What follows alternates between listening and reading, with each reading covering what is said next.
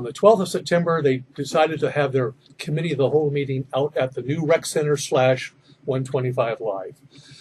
And so they had their meeting, and I was there, and a bunch of other folks. The news media, of course, were present.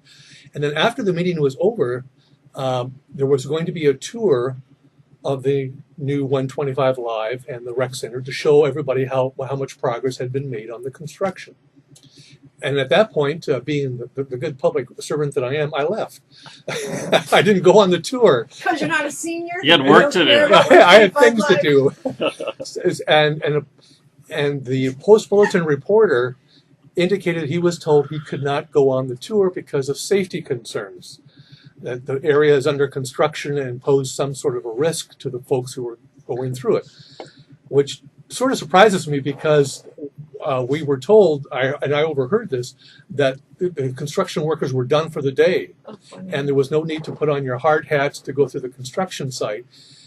And anyway, the Post-Bulletin reporter called me the next morning and said, why was I prevented from going on the tour? And this is all news to me. And I said, I have no idea. And then, of course, later on, it shows up in the paper as in fact, the very next day, it shows up in the paper as an editorial and sort of throwing sarcasm at me for using the word concerning. And then a couple of days later, it shows up as an article in the Post-Bulletin. As an aside, concerning to you. Because the Post-Bulletin contacted their news media lawyer, Mark Anfinson, who said that there was a good chance it was a violation of the open meeting law. All right.